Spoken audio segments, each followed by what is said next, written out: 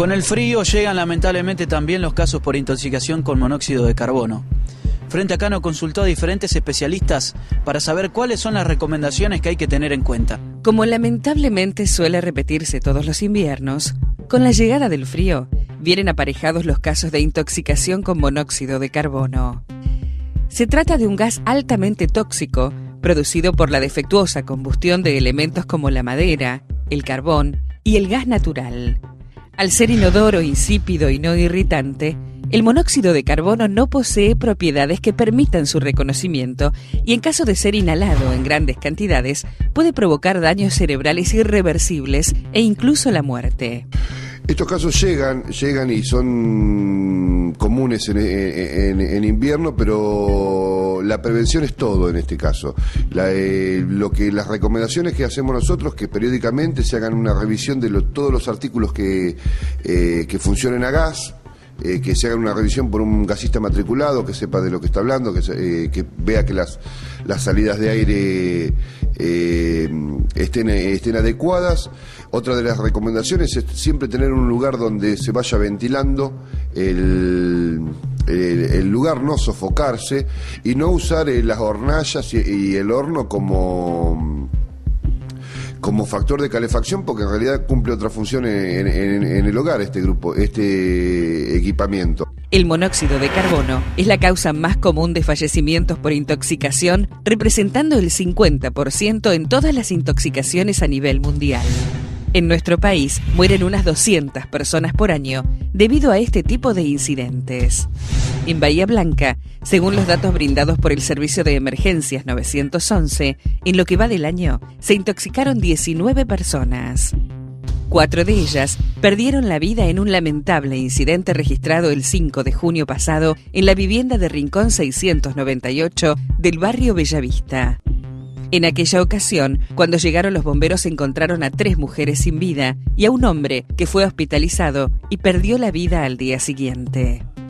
Los casos más frecuentes se suelen dar por el mal funcionamiento de calefones y de los llamados braseros, que aún hoy siguen siendo utilizados.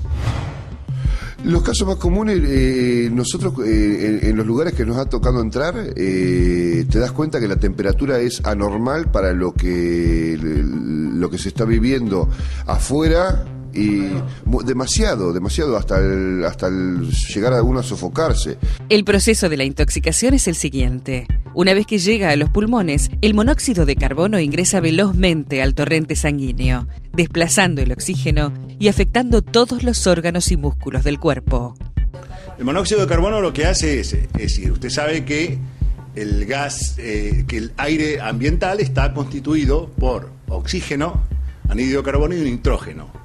Lo que hace el monóxido de carbono es reemplaza al oxígeno por el monóxido de carbono, que es otro gas, y se adhiere a la hemoglobina, en el glóbulo rojo, de una manera mucho más intensa.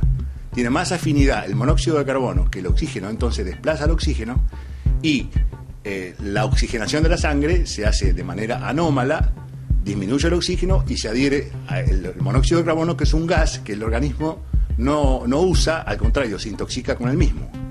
Por eso mismo, lo primero que aparece son sensaciones extrañas en el organismo. La cefalea es el más común de los síntomas, la letargia, el abatimiento es el segundo de los síntomas, y el deterioro de la conciencia es el último de los síntomas, pero es el más grave, ¿sí? Si la intoxicación es detectada de manera rápida, el paciente puede recuperarse favorablemente.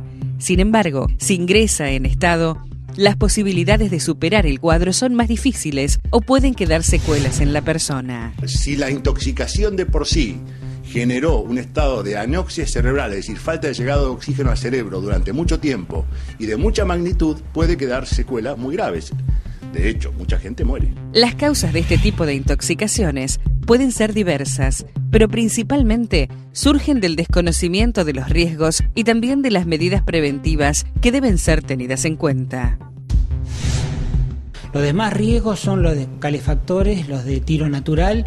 Esos son riesgosos porque por allí podemos llegar a tener la salida obstruida,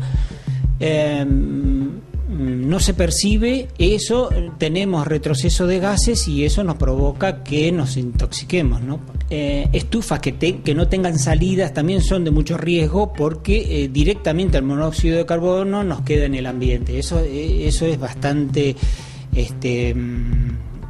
grave en ese aspecto, ¿no? Y más cuando no tenemos renovación de aire, porque eso es importantísimo y se está exigiendo tanto con el tema de las rejillas benditas, son para el ingreso de oxígeno, las inferior, en la parte de abajo, y la superior para las salidas del monóxido de carbono, ¿no?, que se produce.